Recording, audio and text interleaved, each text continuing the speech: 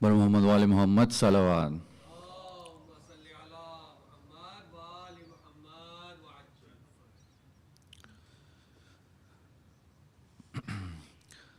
आ गया था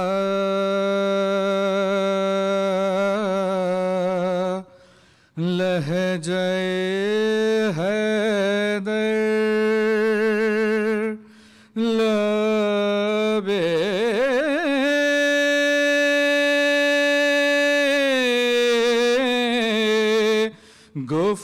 गुफ्तार में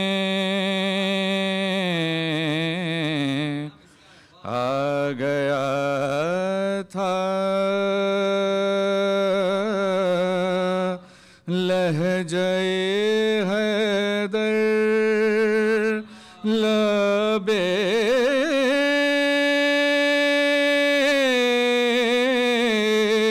गुफ्तार में कप कपी सी पड़ रही थी हर दरो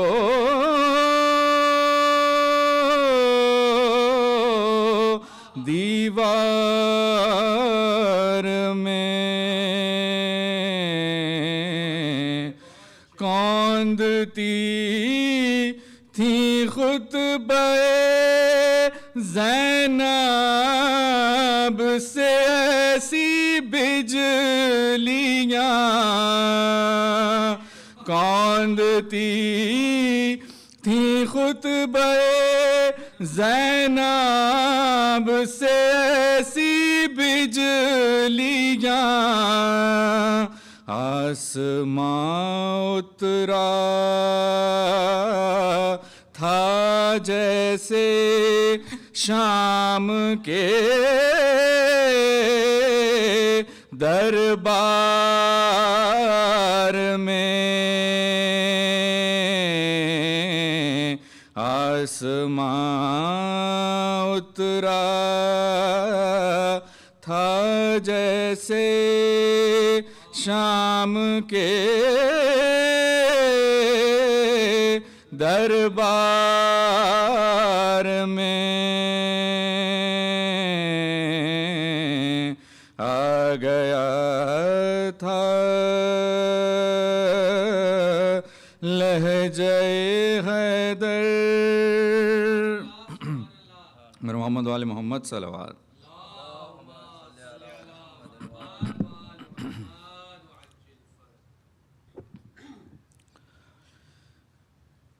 ये सोचता हूँ कि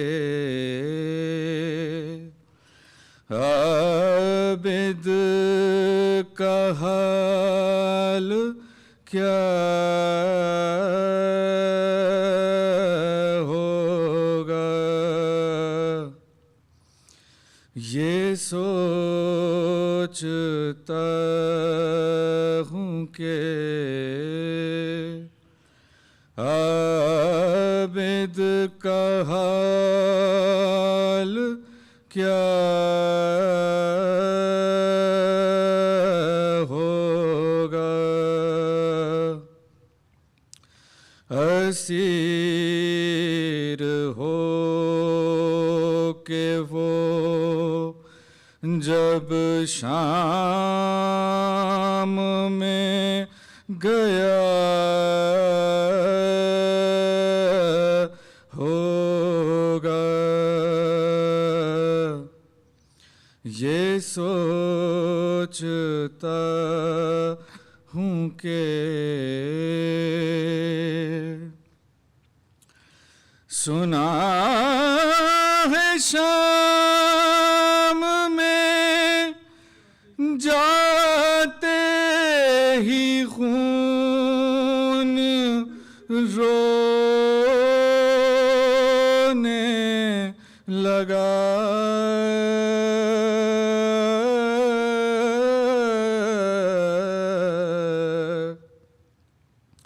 सुना है शाम में जाते ही खून रोने लगा।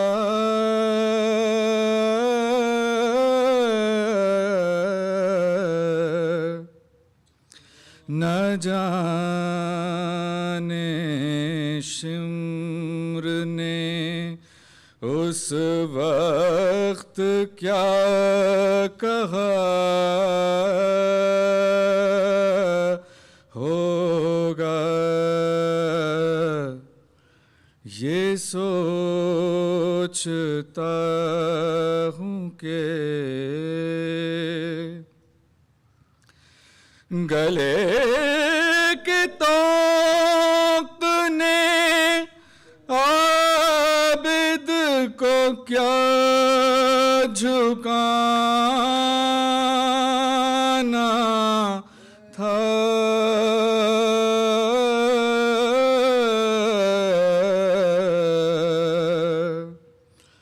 गले के तोक ने आबिद को क्या झुकाना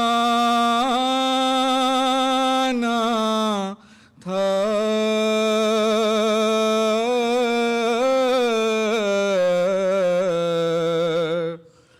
वो अपने खोए हुए लाल ढूंढता होगा, ये सोचता हूँ कि वो जुल्म देखे हैं सजाद ने हुसैन के बाद।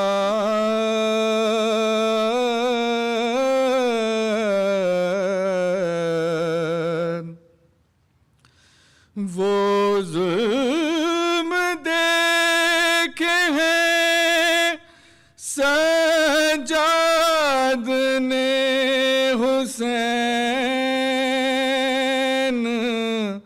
के बाद।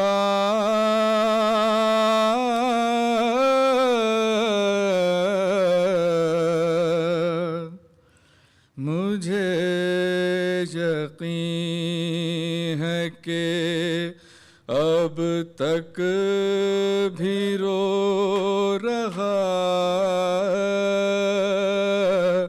होगा, ये सोचता हूँ कि वो याद करता तो होगा वतन की शाही को।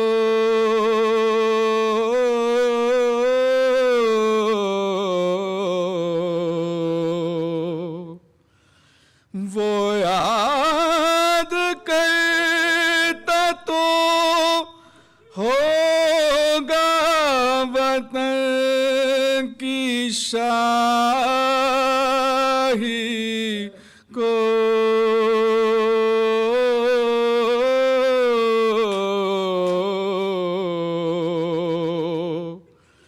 बहन को दफन जो परदेस में किया होगा, ये सोचता हूँ कि लुट गए शाम में ज़ैनब कुलसूम रुबा।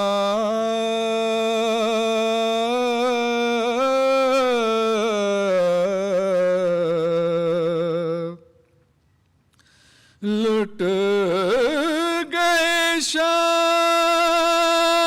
में ज़ैनब कुलसूम रुबा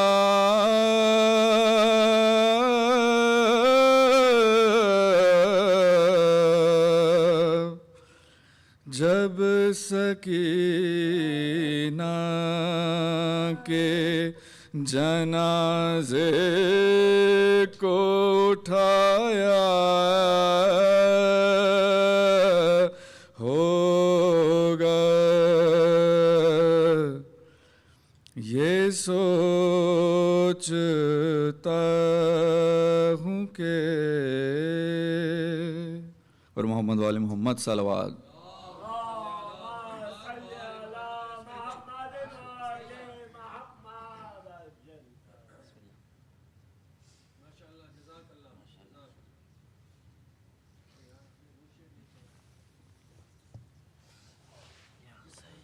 दुरूद भेज दे मोहम्मद वाले मोहम्मद।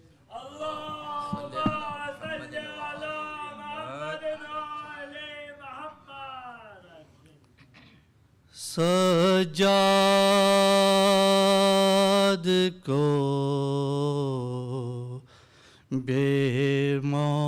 बेमौत ये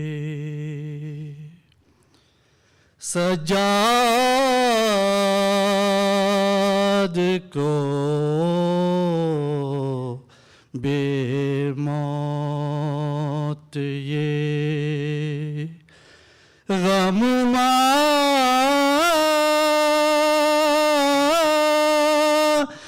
गया है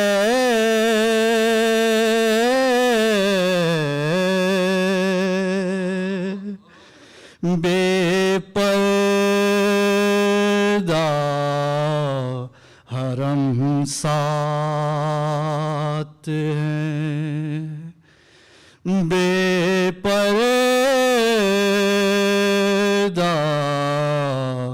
हरम साथ हैं और शाम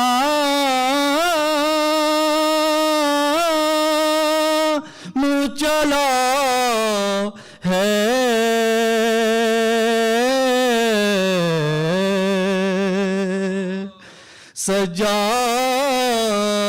सजाद को बेमौत ये नामार सकीना को तमाचे ऐसे तंगर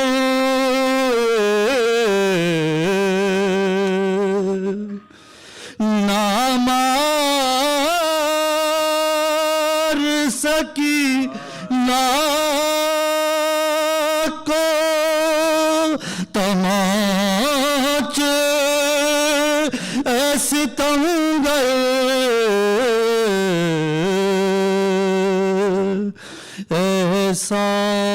एहसास यतीमी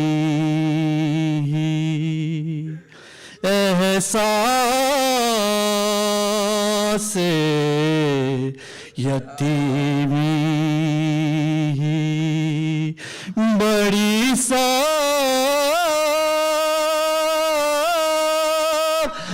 सजा है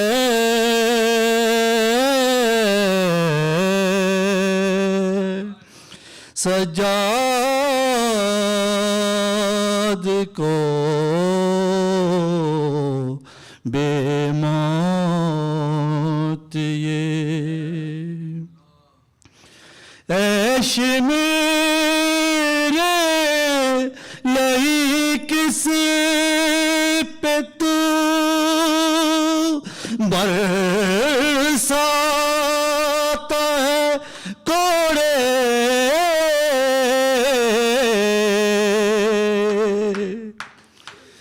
ऐश मेरे लई किस पे तू बरसाता है कोड़े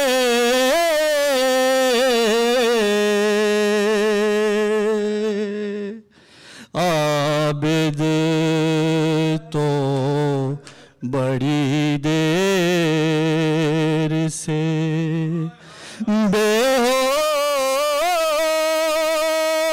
बेहोश पड़ा है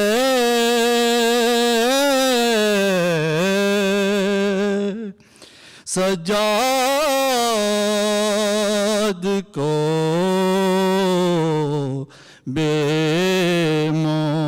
बेमौत ये कहती थी ये सुगरा हुआ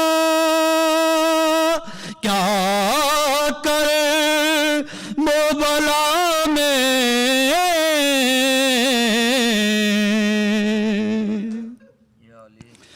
कहती थी सुगरा हुआ क्या करे वो बला में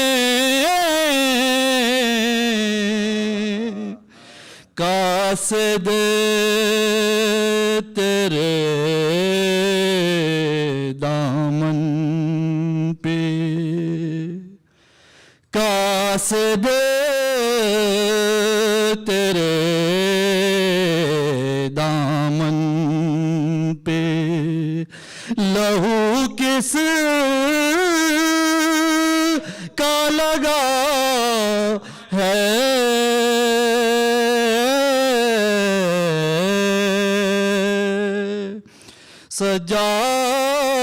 सजाद को बेमौत ये यूसुफ जिसे शबीर ने सींचा है लहू से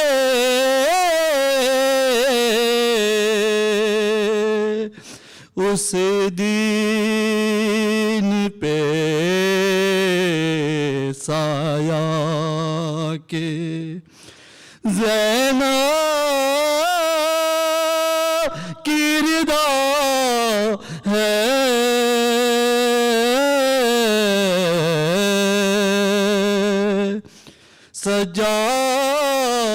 सजाद को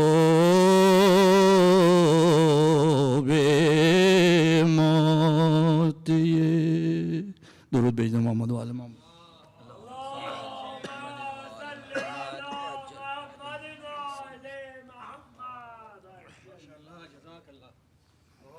फातिहा।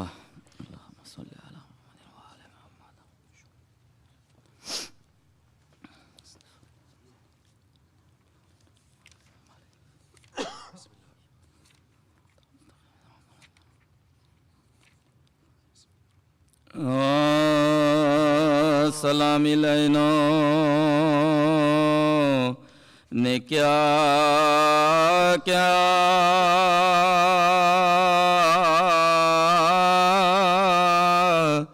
जफा की नशा की हुई आल मुश्किल कुशा की सलाम तमाशाए कहते थे कूफे में हंसकर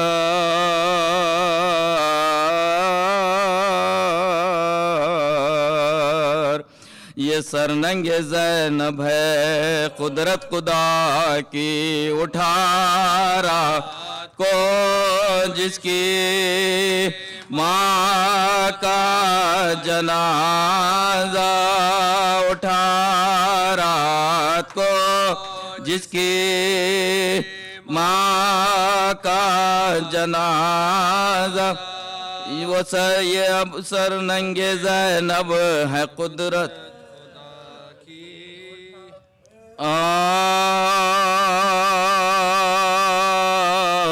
आमद अलमते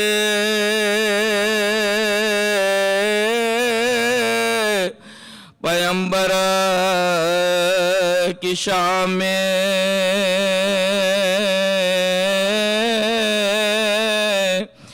गेसू खुले हुए हैं अज़ाए माँ में सर पीटती है फातिमा दार सलाम में ज़ैनब ये नवा करती है बलवाया ज़ैनब ये नवा करती है बलवाया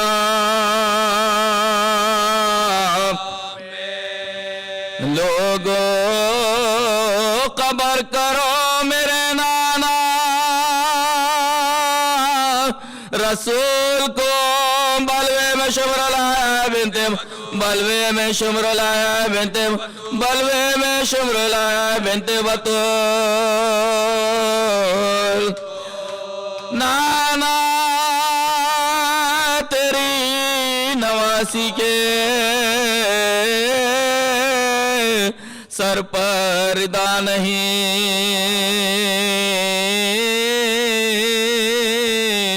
और अहले शाम देखते हैं कुछ हया नहीं आबिद गरीब मरता है तब से दवा नहीं बेहोश ने बचे अब बेहोश ने बचे अब ग़िज़ा दिल सबके कांपते हैं बदन थरा थराते हैं अब सामने यज़ीद के सादात अब सामने यज़ीद के सादात अब सामने यज़ीद के सादात है एक रसन में 12 गले वामस है एक रसन में 12 गले वामस रोते हैं गोदियों के पले वामस रोते हैं गोदियों के पले वामस एक रसन में 12 गले वा मुसीबता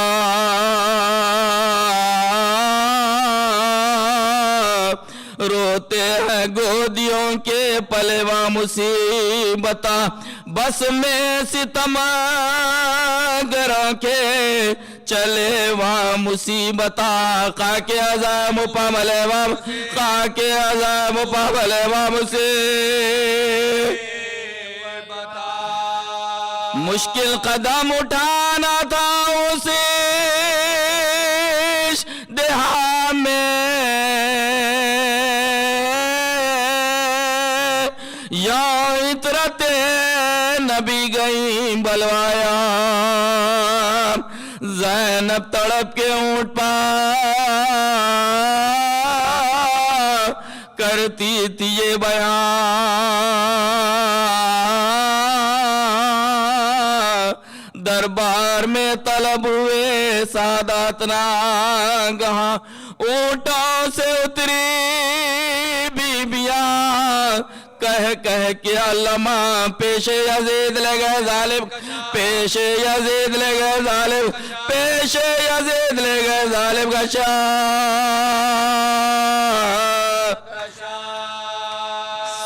सामान जश्न आता दरबारे आता और नंगे सर सैर का कुलवा और नंगे सर सैर का कुलवा और नंगे सर सैर का कुलवा तमाम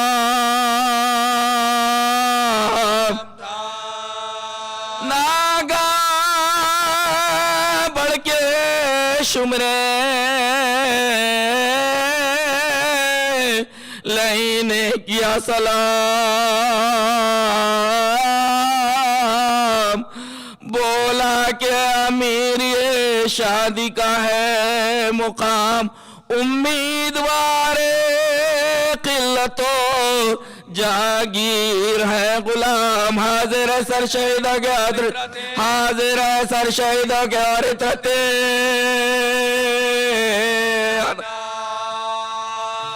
बढ़कर पुकारा मुर्रा के अपना जिगर है ये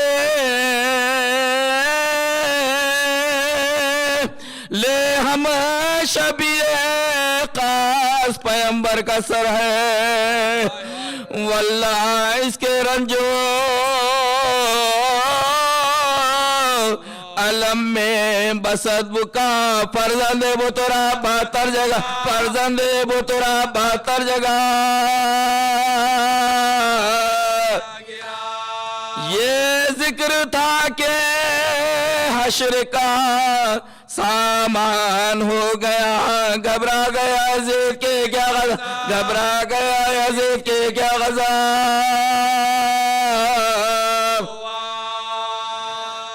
देखा तो हुरमुला भी बादशाह आता है, सारे छोटे बचेगा तब, सारे छोटे बचेगा, सारे छोटे बचेगा तो।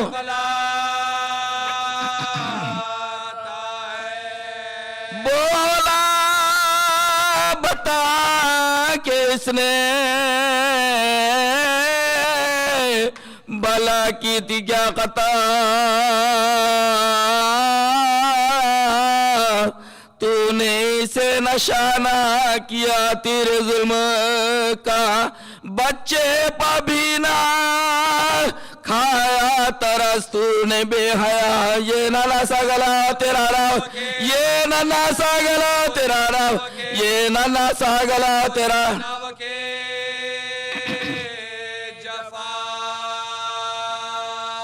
बतला तो किस फलक का ये मेरे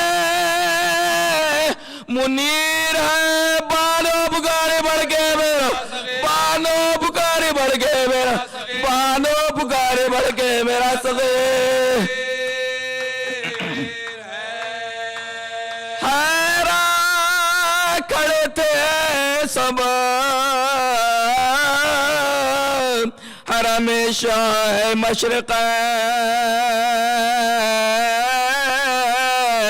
मोहरे सुकूत लपाना शिकवाना शोर और शहन। ज़ैनब ने देखा तख्त पा नागा सरे हुसैन, बेसाख्ता तड़प के करने, बेसाख्ता तड़प के कर, बेसाख्ता तड़प के करने।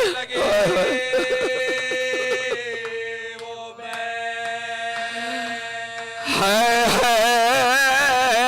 न माताई बुझेरा है शाम में, भैया मेरा सलाम, भैया मेरा सलाम, भैया मेरा सलाम।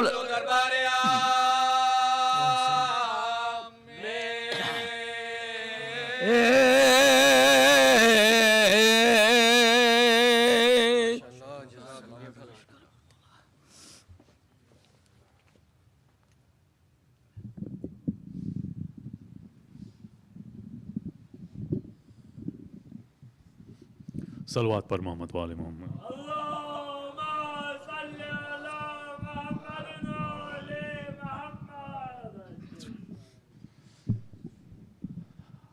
With a loud salawat, can I request everyone to come closer? Muhammad wa salli ala Muhammad. Just a few announcements before I request Moulana to come take the minbar. For those, you've heard me say this multiple times, the blood drive is tomorrow. We've changed the timings to allow more people to come and participate, inshallah, from 3 to 8 p.m. If you have not registered, it is okay. You can come and walk in and we will be able to accommodate. Again, tomorrow from 3 to 8 p.m., inshallah. Also, IHS registration, the IEC HUSAINI school, Sunday school registration is now open. If you would like to get the early bird discount, that is until tomorrow at midnight. After that, it will be full. The fees will be at full price. So, if you'd like to take advantage of that discount, please register by tomorrow evening. Our next series of Majlis will start, inshallah, on Thursday with Sayyid Mohamed Rizvi from the UK. So, inshallah, from Thursday to Sunday of next week, we request everyone to come. That series will be in English, inshallah. Can I get another loud salawat? Allah Muhammad wa alayhi. Tonight we have our fifth and final Majlis in this series by Sheikh Mohammed Abbas Panju. We really want to thank Sheikh for all the powerful messaging that he has delivered to us within these past 5 nights. He has touched our hearts, he has touched our souls. I told him earlier, I was saying that he has created a little bit of a frenzy in Chicago where people have really enjoyed his majalis. And he said, it's only because of the love of Ahlul Bayt that they have in their hearts that they enjoy it. I told him it's because he is the bridge, and he has been that bridge for us for the last few nights. And for his safety and well-being, please recite a loud salawat. Allahumma salli ala Muhammad wa ali Muhammad. And we hope within the next few years and next year, inshallah, we'll see more of Sheikh Mohammed Abbas Panju. And earlier this week, I gave an introduction to him, and he said to me, you don't introduce the people that are within your household. And so next time he comes, inshallah, I won't do any introduction. We won't do any introduction because he is now one of our Chicago residents, alhamdulillah, from the soul and from our hearts, right from the first day. So with that, I'd like to request Sheikh Mohammed Abbas Panju to come to the member and address the Majlis. Salawat par Muhammad.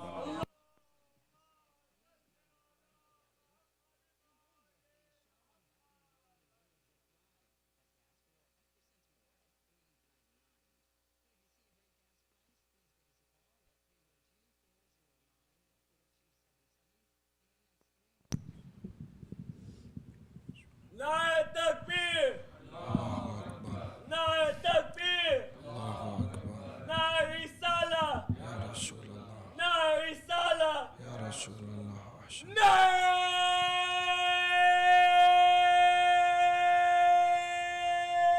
Ali!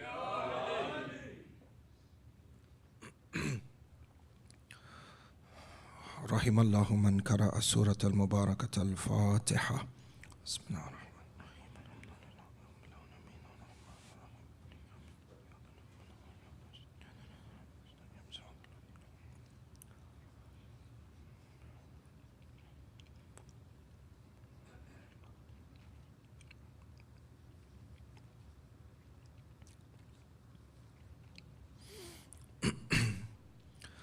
أعوذ بالله من الشيطان اللعين الرجيم. بسم الله الرحمن الرحيم. الحمد لله بارئ الخلائق الأجمعين، باعث الأنبياء والمرسلين، ثم الصلاة والسلام على أشرف الأنبياء، حبيب قلوبنا وشفيع ذنوبنا أبي القاسم محمد. اللهم صل على محمد وآل محمد. ثم الصلاة والسلام على أهل بيته الطيبين الطاهرين المعصومين المظلومين، لا سيما ولي الله الحجة ابن الحسن صاحب الأمر والزمان. اللهم صل على محمد وآل محمد. روحي وأرواح العالمين له الفداء، ولعنة الله على أعدائهم أجمعين من الأولين والآخرين إلى قيام يوم الدين. آمين رب العالمين. صلى الله عليك يا مولاي يا أبا عبد الله صلى الله عليك يا مولاي يا أبا عبد الله يا رحمة الله الواسعة ويا باب نجاة الأمة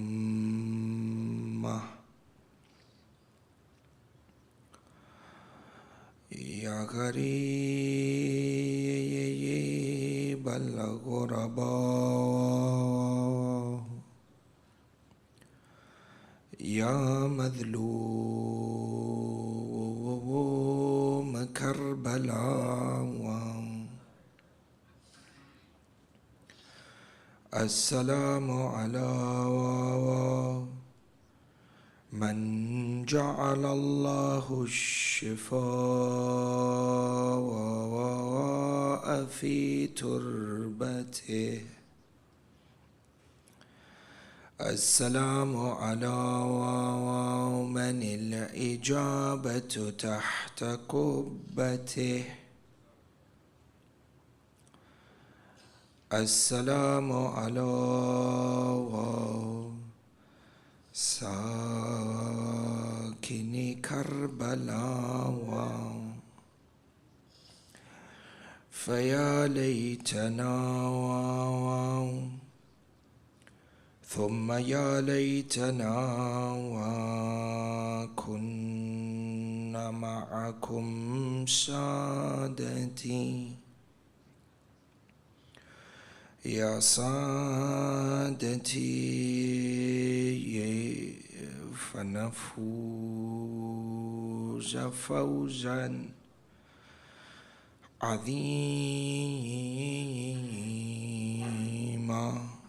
أما بعد قال مولانا إمام حسن بن علي المجتبى صلوات الله وسلامه عليه اللهم صل على محمد وآل محمد لا يوم كيومك يا أبا عبد الله صدق الإمام وآمنا به زينوا مجالسكم بذكر محمد وآل محمد اللهم صل على محمد وآل محمد Hadith al-Sharif narrated by Sibt al-Nabi Imam al-Mujtaba Ruhi lahu al-Fida, where the Ma'soom Imam makes a declaration and highlights a critical and an important reality. On his deathbed, whilst he is suffering from the pangs of the poison administered to him by Ju'da, in this difficult state, as he is coughing blood into a tasht, as he is vomiting his insides into Matamis, those of you who are in the medical field, over the last few nights, on a number of occasions in the Masa'ib, we've mentioned a few of the injuries of Ali Muhammad. It is jadiran. It is vital, it is necessary that if you are in the medical field, you research these injuries, research this masa'ib, alaykum salam, from a medical perspective, and publish these findings. Use your field to shed light on the madhlumiyat of Ali Muhammad. When the Imam in Ziyarat al-Nahya says, peace be upon those lips that were dried. Somebody does research in the medical field. what the body must have gone through, the amount of dehydration, the effect of the heat until this happened. Imam al-Rida, Ruhi lahul fida, he says, Inna yawm al-Husayn akraha jufunana. Our grief from the day of Ashura, Imam al-Rida says, we have wept until our eyelids are bruised. The bruising of the eyelid and the rupturing of the capillaries in the eyes, what amount of crying Imam al-Rida has done to get there. Just needs somebody to research this medically. Aham nafsushi, in regards to the poison that was administered to Imam al-Mujtaba. What is the intensity of the poison? According to medical research, such that a person's insides disintegrate to the extent that they vomit the insides. It should have been this poison that was given to Imam al-Mujtaba. This requires research. And this research needs to be published to the world, that the divinely sent Imams of Rahmah, this is what the dunya did to them. This is our obligation. Kalam in this state, Imam Hassan al-Mujtaba made a declaration. And he looks at Imam al-Husayn and he says, La yawm ka yawmika ya Aba Abdullah.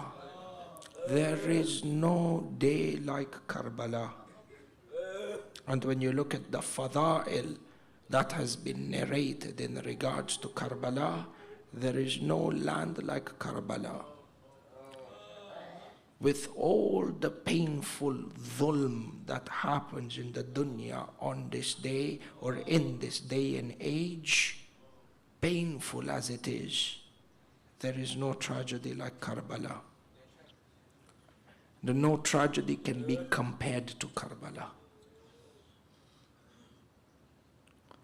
And from the tragedies of Karbala, the tragedies of the women and the children who were taken as prisoners, Sabaya of Ali Muhammad.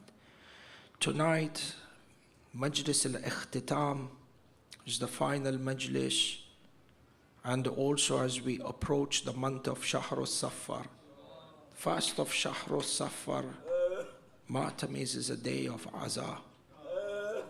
Whenever your moon is sighted here in North America, whenever it is expected to be sighted, this Shab, the first night of Shahr al-Safar, the first day of Shahr al-Safar, mark this as a day of Azah in your calendars, with your family members, with your friends, your relatives, whatever it is. Hatman on this day, even if you are going to work, go to work wearing black.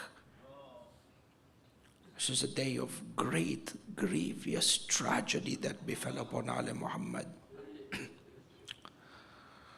Our talk for tonight is understanding parts of the journey of the Sabaya. So for tonight's Majlis, I'd like to address three things. Number one, the number of women and children that were actually taken as prisoners from Karbala to Kufa and Kufa to Sham. What was their numbers and who were these women and children? Number two, Ishkal, objections that are placed forward on historical narrations. That is it possible for Ali Muhammad to have been taken as prisoner in this manner and reach Sham on the 1st of Safar? They say this is an exaggeration. We will reply back to the Ishkal, number two. And number three, we will explain one or two of the events that took place from Kufa to Sham. It will give you an idea of the madlumiyat and the intensity of the tragedy and the travel that Ali Muhammad went through on days such as these. All of this with a salawat ala Muhammad wa ala Muhammad.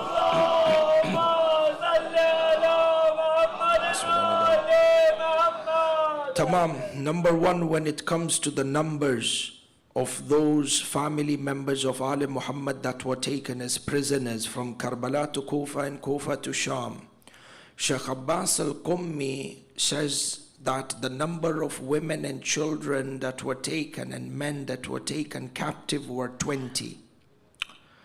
Sheikh Abbas al-Qummi takes this number of 20 from Kitabul Kamil. And what we are able to understand is that the number that was put forward by Sheikh Abbas al-Qummi is a number that is partial. Because when you dive deeper into history and you research through a number of historical texts and the fact that the tools for collaborating research across various disintegrated texts has become much more easier, specialists within this field, researching the Maqtal is a specialist field in itself, as we mentioned in the nights before. A person who has tatabbu', expertise, and has dedicated resources and effort in this particular aspect of history, you will find one of them, Ayatollah Mazandarani al-Ha'iri rahmatullah alayh, where he comes forward in his writings and he says that in reality the number of women and children who were taken prisoners, their number was up to 220 from the Qafila of Ali Muhammad. And based on this, I would like to give you a breakdown of those people who are part of the Qafila of prisoners that make up this number 220. If you were to look at the names of those companions, those family members that were taken as prisoners, you can place them, alaykum salam, you can place them in about 10 different categories. Number one, you had those men that survived, or males that survived the tragedy of Ashura. From amongst the men or the younger children, the younger adults, number one, from the men you had Imam Sajjad. Number two, you had his son, Imam Muhammad al-Baqir, salawatullahi wa salamuhu alayhi.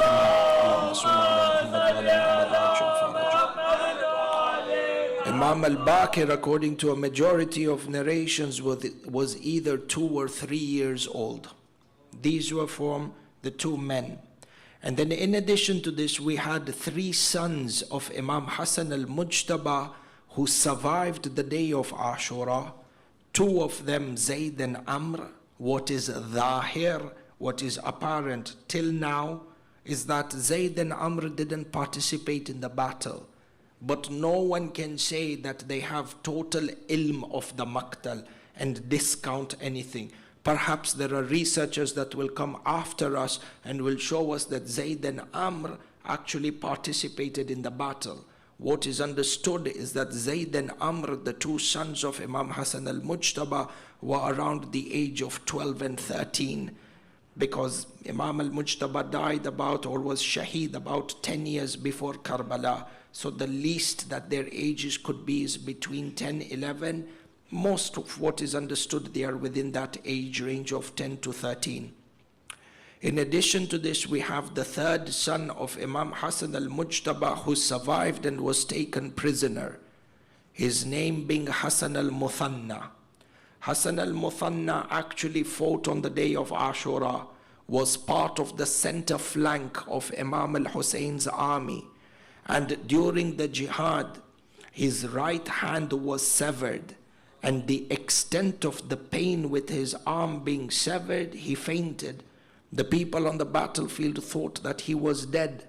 On the 11th of Muharram, when they were leaving, they found him to be living. They could still sense, they could see that he is breathing. And so they took him as a captive. Hassan al-Muthanna was married to one of the daughters, Sayyidah Fatima Kubra, of daughters of Imam al-Husain. And the lineage of Imam Hassan al-Mujtaba, the Sadat, from the lineage of Imam al-Mujtaba to a great extent can be traced back to Hasan al-Muthanna.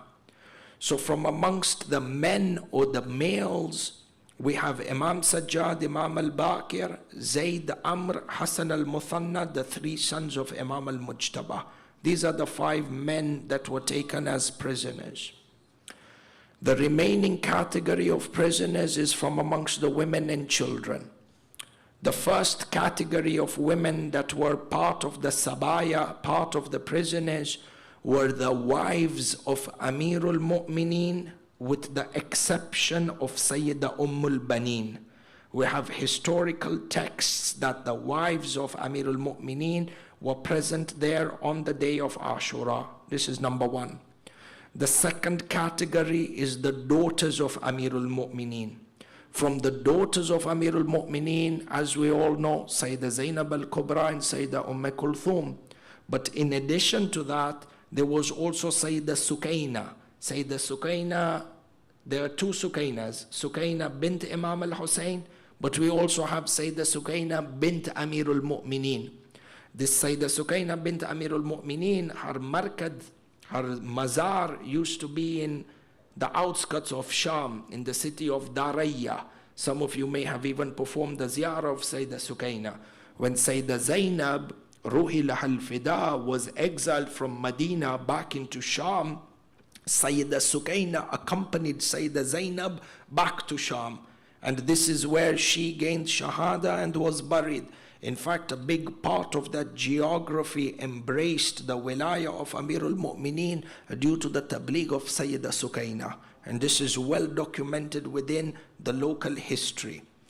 So in addition to Sayyida Zainab, Sayyida Kulthum, Sayyida Sukaina, we had another daughter of Amirul Mu'mineen by the name of Sayyida Ruqayya. Again, Sayyida Ruqayya, daughter of Amirul Mu'mineen, is different from Ruqayya, daughter of Imam al-Husayn.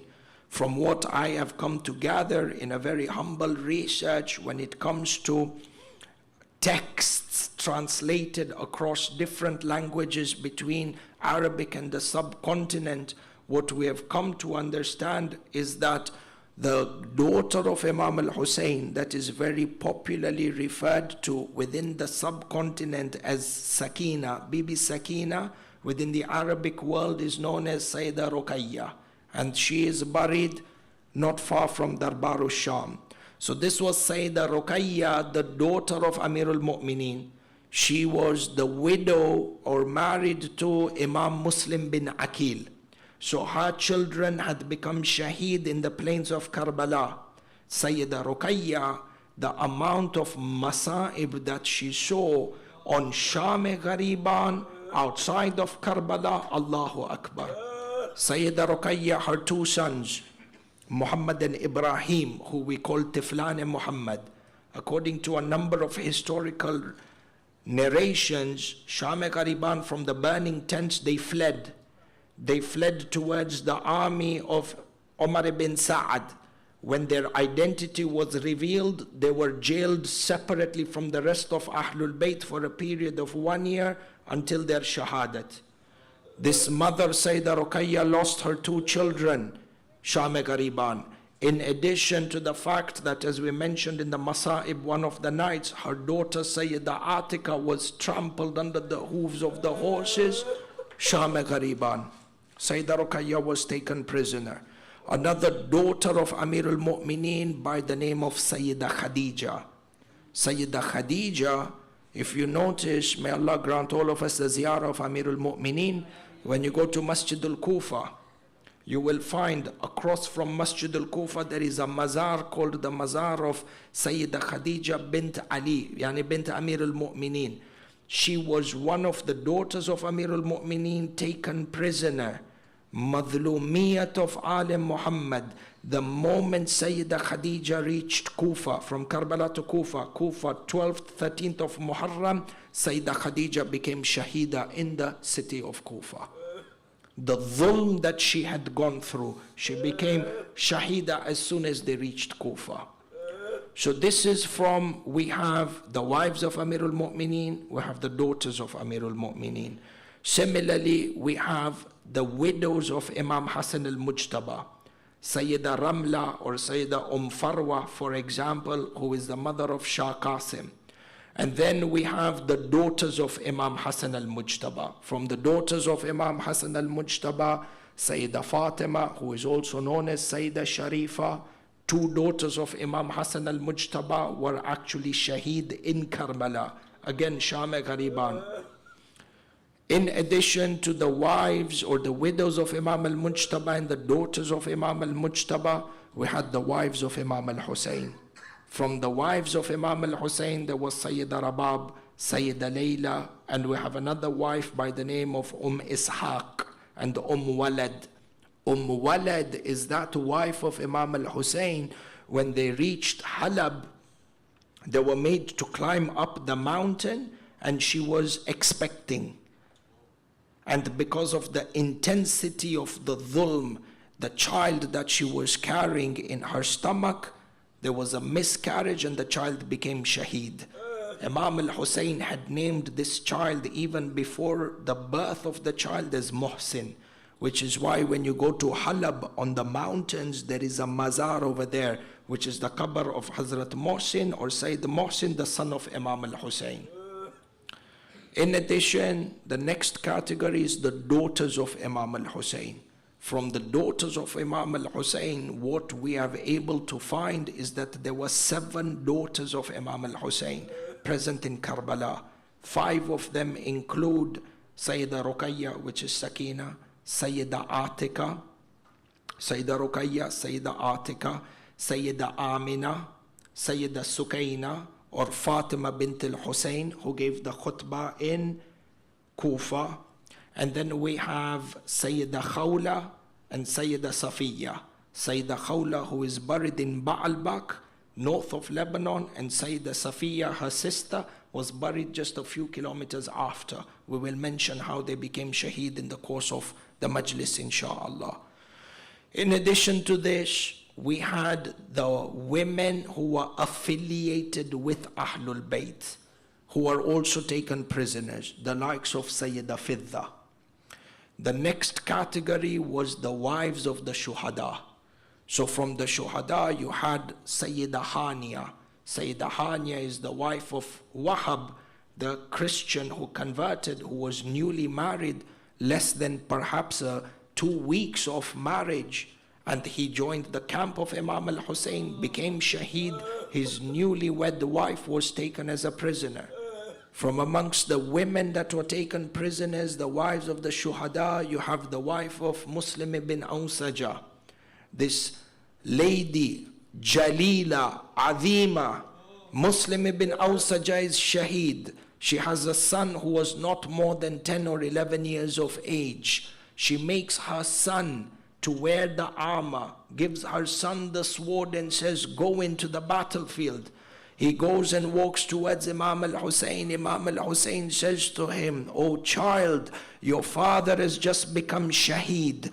Your mother as a widow will not be able to bear the loss of a son." This child looks at Imam al-Husayn and he says to him, "Ya Aba Abdullah, my mother is the one who sent me." Husayni women that gave birth to a Husayni generation. In addition to this, you have the wife of Ali ibn Madahir. Ali ibn Madahir is the brother of Habib ibn Madahir.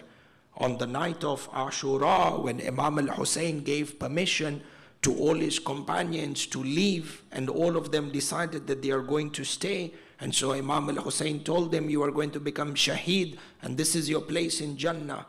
Ali ibn Madahir went back to the Khaymaga and he told his wife that, "I am now going to become shaheed tomorrow.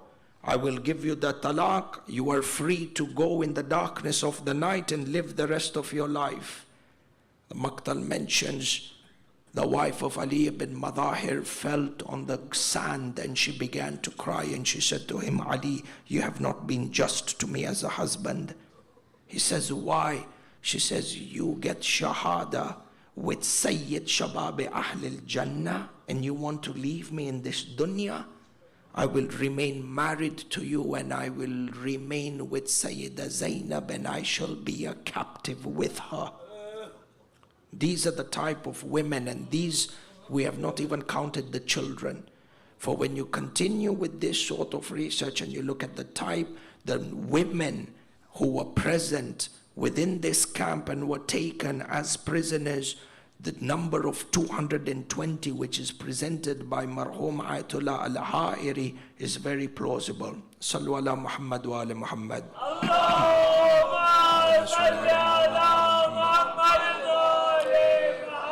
Tamam. Maktal mentions, Arbabul Makatil mention that the Sabaya reached Kufa on the 12th of Muharram. And they left from Kufa towards Sham. Some historians are of the opinion they left on the 15th of Muharram, and others are of the opinion that they left on the 19th of Muharram. What seems to be more mashhur, because historical events such as these, it is practically impossible to go back to a chain of narrators. The chain of narrators has no value, in addition to the fact that majority of historical narrations are mursal. In any case, unless you have direct dalil from a ma'soom imam, but the words of the ma'soom imam have a higher hujjiyah, obviously without doubt, against any historical narration that comes. Wadih, this is well known. What is understood, or what is more mashhur, is that they left on the 15th of Muharram and they reached Sham on the 1st of Shahrus Safar, which is about, give or take, 15 days in travel. Now there are two routes that a person could take at that time to Sham from Kufa. One route was the route from Kufa via the deserts of present-day Anbar and straight to Damascus. This was a distance of 950 kilometers, the shortest distance and the fastest distance between Kufa to Sham. This was the route that was taken by Amirul Mu'mineen, Ruhillahul Fida, when he recruited his army and they marched against Muawiyah for the battle of Siffin and met close to present-day Raqqa. They went through the desert of Anbar. However, what you find is that when it came to the Sabaya of Ali Muhammad, they did not go through the direct desert route of 950 kilometers. Rather, they were taken through a different, longer route where they were paraded through multiple cities. The narrations mention, the historical narrative that is there, is that the route that they took was from Kufa to Hilla. And this is also a shahid, a karina, that the grave of Sayyidah Sharifa has long history. Its discovery may be within the last 100, 200 years, but when you put historical texts and qara'in, they say in usulul fiqh, when you put the qara'in together, you find that the evidence is overwhelming. What is more harder from a historical perspective, as a historian, what is more harder is to disprove the evidence that is mounting up, because disproving evidence in itself is task and needs dalil, cannot be based on istihsan, what comes to my mind. La. Anyway, historians mention that the route that the Qafila took was from Karbala to from Kufa to Hilla. From Hilla, they then went towards the direction of Mosul and Tikrit. From Tikrit and Mosul towards Sinjar. From Sinjar, they then went towards Baalbak, which is North Lebanon. From Baalbak, they passed by, or before they went to Baalbak, they passed by Halab, and then Baalbak, and from Baalbak to Damascus. The total route for this journey is close to 2,000 kilometers.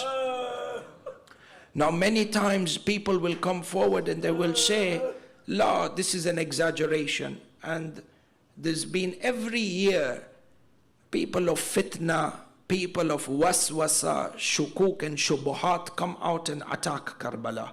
Unfortunately, even those who call themselves Shia. And many times they come forward with the ishkal. How is it you people have exaggerated the masa'ib of Ali Muhammad? How could they pass through all these cities? And how could they travel 2,500 kilometers over a span of 10 days or 11 days? Because if we take the narration of 15th Muharram to 1st of Safar is 15 days. If you take the narration of that they left Kufa on the 19th of Muharram and reached Sham on the 1st of Safar, because this is from the Musallamat. 1st of Safar, there is no dispute. It is the departure date. So it is either 11 days or 15 days. In either case, they come and they say, how is it that the Ahlul Bayt traveled over 2,000 kilometers in a period of 15 days? Then they come and they tell us, see, academically this doesn't make sense. Intellectually this doesn't make sense. This is fabrications and you people exaggerated the Masa'ib of Ali Muhammad. Maulvi Saab, wait. The way Imam Rida says, Ruwaidan Ruwaida. Wait, Baba. We put together our evidence and we research. The Arabian camel, research shows the Arabian camel is able to cover a distance of 150 kilometers a day. And we understand that the camels that were used were not the regular camels, because it was in the best interest of Ubaidullah ibn Ziyad to send the severed heads of the shuhada and the women as prisoners to Yazid as soon as possible. So from all the camels that were being used, they used camels of the very best type or breed that was there, that can cover 150 kilometers a day. Into Matamis, if you divide 2,000 kilometers, give or take, from Kufa to Hilla to Mosul and Tikrit, Sinjar, Baalbak and Dimishq, 2,000 kilometers divided by about 150 kilometers a day. Give or take, it gives how many days? 10, I think, days. 10 or 11 days. If you calculate, the brother's got a cell phone. If you put in 2,000 divided by 150 kilometers, by Jan. 13 days. So 13 days on the assumption that they left Kufa on the 15th of Muharram, and you add 13 days, it means 28th of Muharram. You are still able to add 48 hours for the time that they slept and they passed through the different cities and were paraded. The time that they stopped for the fodder to feed their animals, when the enemies themselves slept, drank, ate. Many times they were drunk as well. The numbers add up. And from 19th of Muharram, even if you count 13 days, it is close to the 1st of Safar. So what we are able to understand is that this journey, tiring as it was, grievous as it was, intense as it was possible. And the fact that it was possible shows us the intensity of the dhulm that Ali Muhammad went through. To cover 2,000 kilometers in a period of 11 days. Intum, you have seen Zawar, when they walk from Najaf to Karbala, 73 kilometers. Sometimes people walk, they reach Karbala, they are like mayyits. Allahu Akbar, what happened to Ali Muhammad? This is why it is no surprise when you come and you see that after such a grievous journey, somebody like Sayyidah Sakina, 5 or 6 days in Sham, the grief, the pain and the torture of 2,000 kilometers, this daughter Yatima of Imam al-Hussein became Shahida in the prison. This was the route that was taken. So they say, why didn't they go through the desert? You have to understand that the reason that they took the sabaya and the heads on the spears was to parade their victory across the Muslim lands. And hence they passed these major cities. In fact, if you do research, you will find that within Islamic history, particularly at that time, each and every one of these cities that they passed through was of some sort of strategic importance within the construct of Bani Umayyah's empire. Tamam. Sallu ala Muhammad wa ala Muhammad. Allahumma salli ala Muhammadin wa ali Muhammad. Ajil farajahum if we understand this, some of the events that took place on the journey from Kufa to Sham. The first incident was as they were approaching the city of Tikrit. The historians mention that as the Qafila was coming towards Tikrit, Shimr al-La'in, who was accompanying, and by the way, when they were traveling, 220 women, historians have also come forward and said that the number of the enemies that were taking the sabaya of Muhammad were close to a contingency of about 1,000 horsemen. This is a military parade for a victory, which is apparently the biggest victory for Bani Umayyah, apparently, because had it not been for this, Yazid's seat would not be established according to their eyes. And hence, when it is a strategic military victory that established the seat of their Khalif, then it only makes sense that the cavalry or the army that went and accompanied the prisoners were 1,000. This is not something that we become shocked at the numbers. Tamam. They were entering the city of Tikrit. Shimr sent a note or sent a messenger, and you find this incident across all the cities. Every time they were approaching a major city, Shimr would send a messenger informing the governor of that city that we, the army of Yazid, are coming and we are parading the prisoners and we are parading the heads of those Kharijis that were defeated by the army of Yazid. So prepare the city for decoration, prepare the city to welcome us, and prepare the food and the fodder for the army and fodder for the animals. So when this messenger entered into the city of Tikrit and talked to the governor, the head of Imam al-Hussein was on a spear close to the border of the city.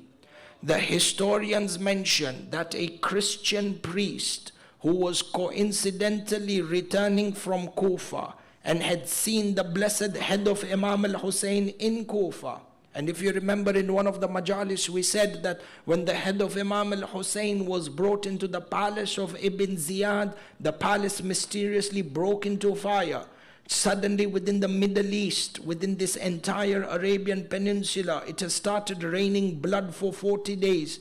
Palestine, not a single stone was turned except that they found blood underneath this.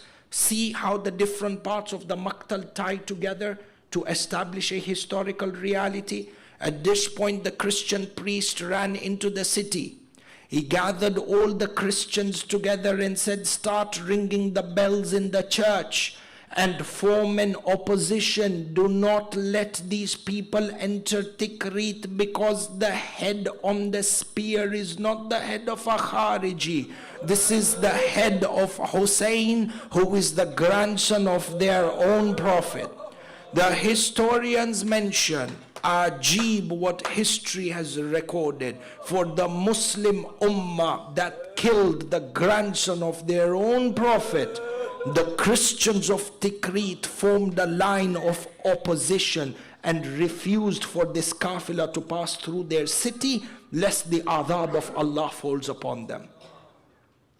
Now a person will come and ask and say to you, what is the relationship between the Christians and Imam al-Hussein? The Christians had ma'rifah in regards to Imam al-Hussein for two reasons. Number one, the event of Mubahila was so widespread that they knew one of the 5 people who were there in the Mubahila was Imam al-Hussein. So they had good enough ma'rifah of who Ahlul Bayt was. Number 2, in the earlier Majlis we said today with the Mu'mineen that the wilaya of Amirul Mu'mineen was written in every divine book revealed by Allah even before the Quran. Dhikr of Amirul Mu'mineen was there in the Tawrat and in the Injil. Tamam. If we understand this and you tie from the points of that Majlis, Nabiullah, just like the way the dhikr of Imam Ali is in the Injil, the dhikr of Imam al-Husain was preached and taught by Nabiullah Isa.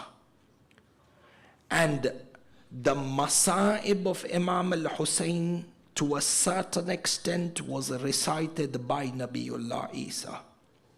شوفوا the historical proof for this.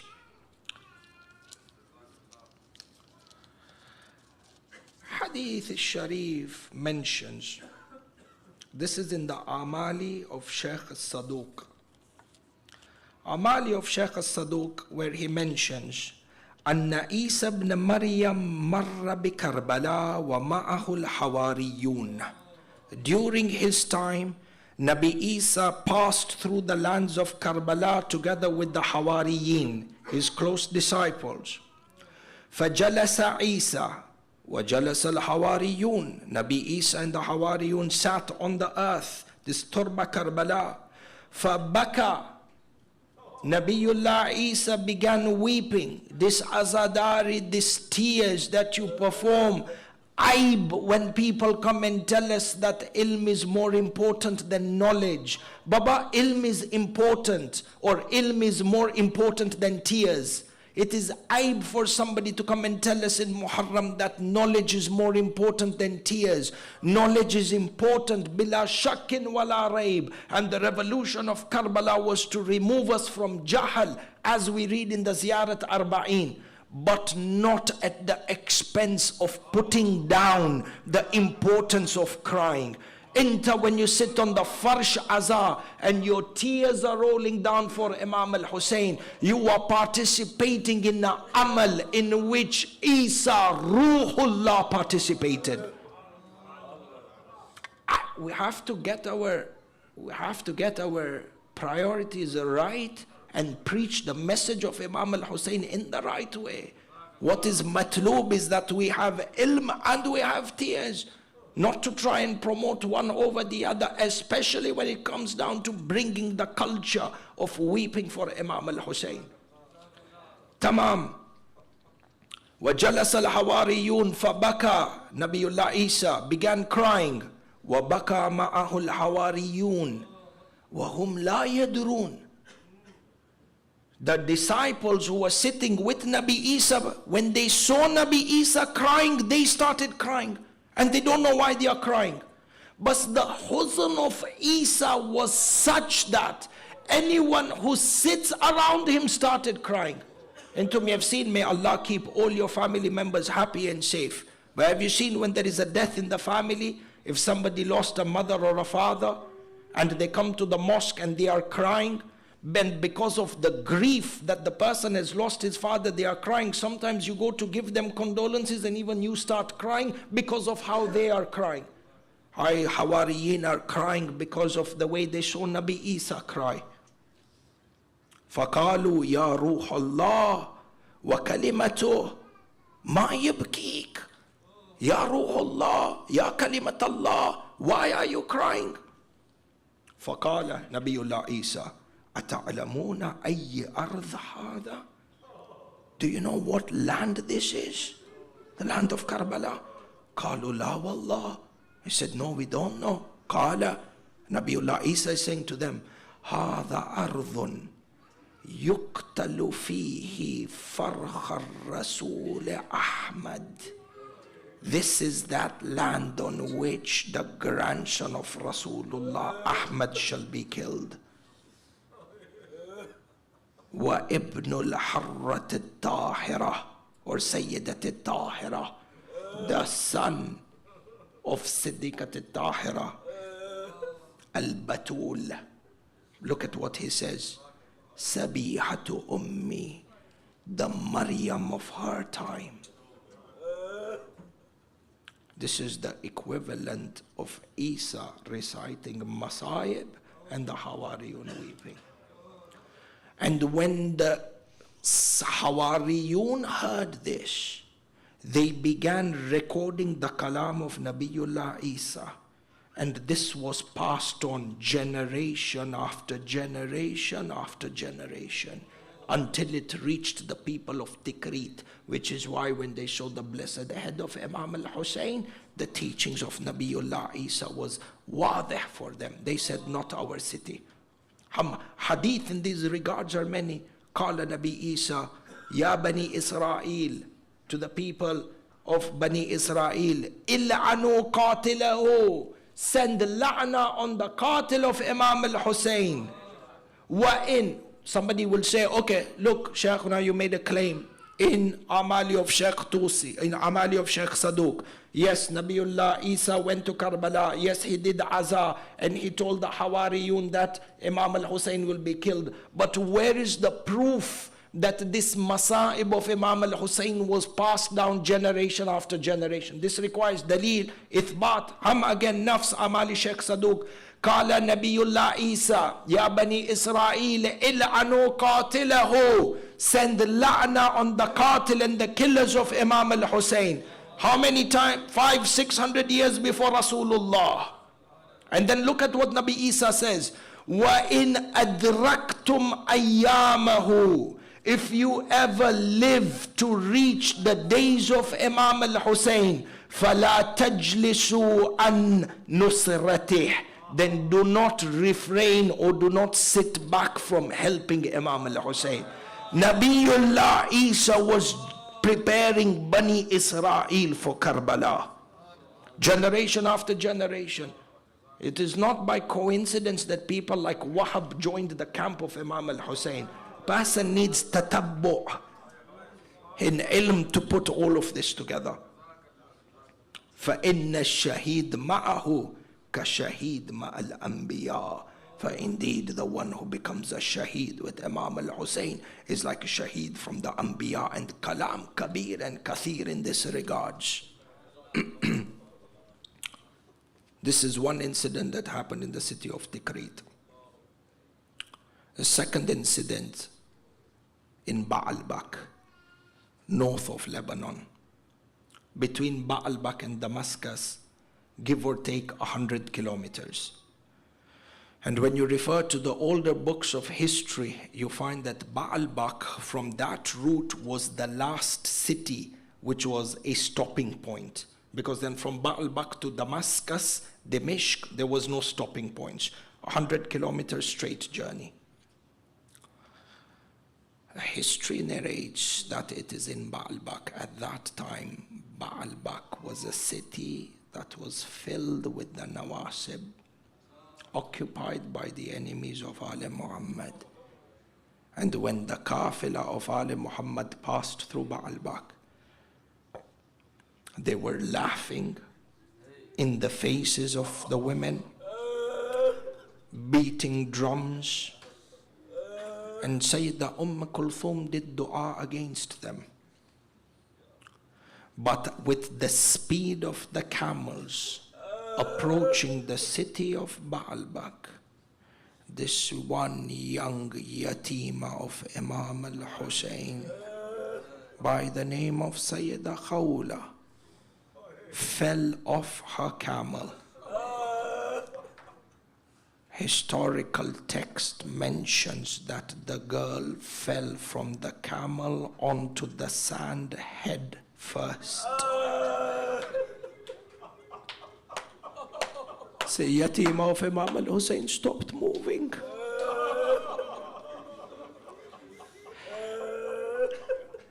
If a child, Sayyidah Khawla was not much more older than Sayyidah Ruqayya, if not 5 or 6 or 7.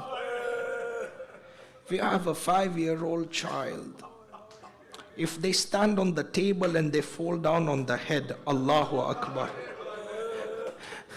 Sayyidah Khawla fell from a camel. The height of the camel is at least 10 to 12 feet. This is why some of the people in the medical professions, when we checked with them this narration, they said, Shaykhna, if this historical account leads to a death, that means that the concussion, Allahu Akbar.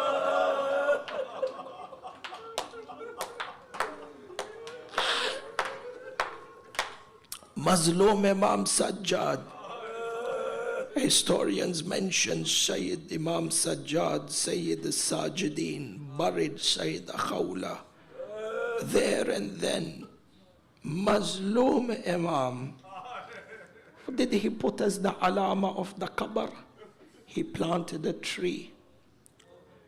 According to historians, you find the place of the same tree. Some say it's the same tree. Some people say it's the place of the tree. But you find even till today in the markad and the mazar of Sayyida Khawla, a tree, there is no other tree like it in Baalbak. And for hundreds upon hundreds of years, people used to take the leaves and used to gain shafa'ah. There are written testimonies of how people gained shafa'ah. See, to establish a truth. Some people come and say, no, this is, Sayyida Khawla was not the daughter of Imam al-Husayn. No book of history has mentioned it. Baba, we shouldn't be Fir'auns when it comes to ilm. It is very possible that certain realities were not captured in the books of history, but you have a dalil which is hissi.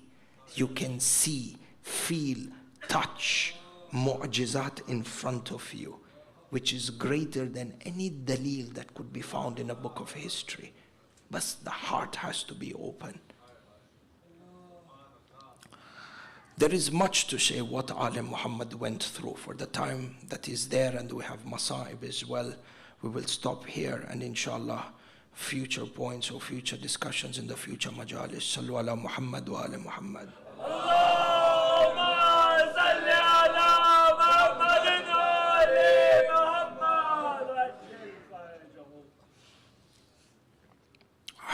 The Masa'ib of Alim Muhammad. Honestly, these are the days for the Masa'ib of Sayyida Zainab and Imam Sajjad Ruhillahul Fida. What Imam Sajjad went through during these days, Allahu Akbar. You know, one of the biggest imtihans of Imam Sajjad Ruhillahul Fida, in this tragedy, Matamis, forgive me, but it is the imtihan when a person's ghirat is tested. And to Matamis, you are people of ghira. You understand the meaning of ghirat. I want to explain to you the pain in the heart of Imam Sajjad. Ghirat. If I was to tell you, we are sitting here in a majlis, if I was to tell any one of you, go and bring your wife or your sister and make her to sit in this majlis in the middle of all the men. Allahu Akbar. You'll say, Shaykhna, you didn't do justice to us. I'll tell you, Baba, over here everybody is a mu'min. Everybody is here weeping for Ahlul Bayt. Bring your wife to sit in the middle of the men. Even though they are pious people, they are believers, they are weeping for Imam al-Husayn. You'll tell me, Shaykhna, our ghirat doesn't allow us. Allahu Akbar. If your ghirat doesn't allow you for your women to be around other mu'mineen, Allahu Akbar. Imam Sajjad, when Sayyida Zainab was brought into the darbar of Ibn Ziyad, darbar of drunkards, Allahu Akbar.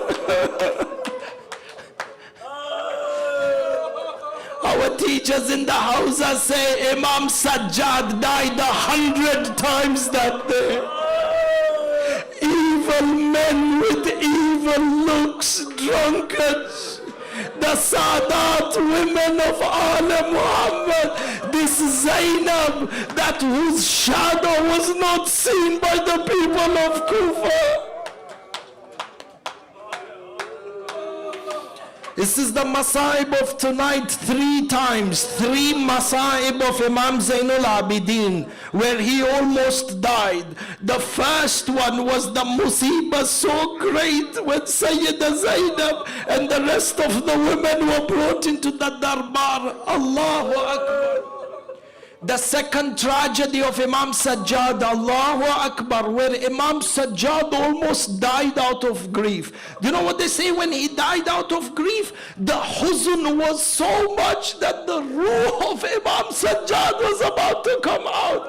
Maktal mentions when they are in the darbar of Ibn Ziyad, and Imam Ubaidullah ibn Ziyad asks Imam Sajjad, who are you? He says, I am Ali ibn al-Husayn. Ubaidullah ibn Ziyad says, didn't we kill Ali? Imam Sajjad says that I am the other brother. Ubaidullah ibn Ziyad says, how do you find what Allah did with Ali Akbar? Or how Allah killed Ali Akbar? Imam Sajjad replies and says, it was not Allah that killed him, it was men that killed him. At that point, the history mentions, Ubaidullah ibn Ziyad said, how dare you reply back to me? So he said to the people inside of the palace, the prison guards, take Ali ibn al-Husayn, yani Sajjad, to the rooftop and behead him. Allahu Akbar. As soon as Sayyidah Zainab heard this, she went and she hugged Imam Zainul Abidin and she said to Ubaidullah ibn Ziyad, if you are going to kill him, then you must kill me. I read in the older Makatil that Ubaidullah ibn Ziyad lifted his whip so that he can whip Sayyidah Zainab, separate her from Imam Sajjad. And as soon as he lifted his whip,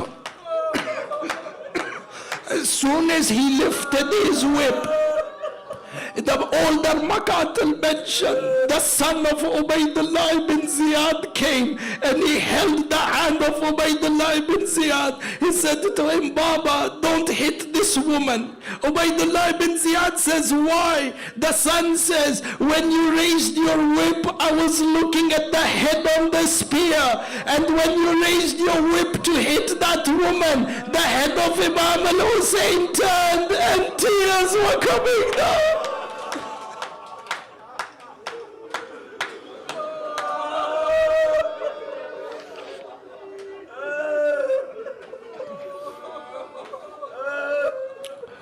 The grief of Imam Sajjad when Sayyidah Zainab hugged him. Imam Sajjad was at the point of death. Allahu Akbar. Final kalam and Masaib Tamam. Ubaidullah ibn Ziyad says, parade the head of Imam al-Hussein in the markets of Kufa and show the people that the Hussein that they were supporting, this is what has happened to Imam al-Hussein. So the Maktal mentions they paraded the head of Sayyid al-Shuhada in the city of Kufa. One day the body of Muslim bin Aqil is being dragged to the head of Imam al-Hussein on a spear.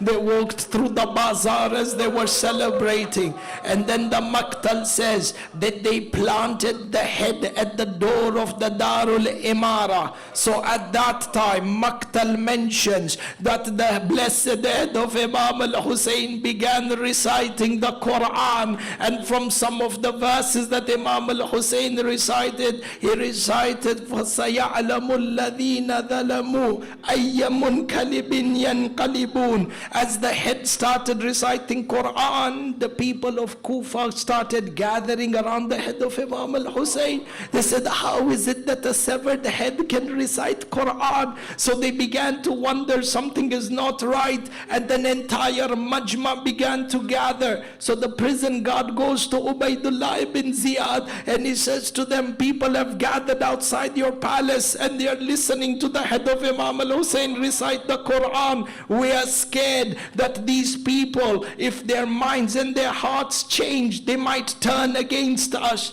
Ubaidullah ibn Ziyad said, make the head stop reciting the Quran. They said, how do we do this? Qasaman, the Maktal says, Ubaidullah ibn Ziyad told the prison guards, stand outside and whip the head until the Quran stops. Maktal mentions 3 men went, began whipping the head of Sayyid al-Shuhada. Sajjad is standing there. Allah, Mazlum Imam.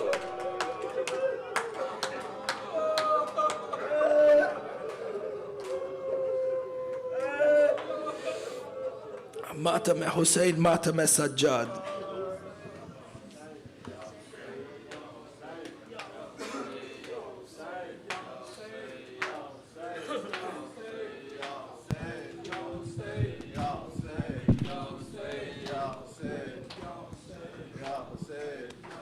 जिंदा में सकीना को याद आया वो सीना,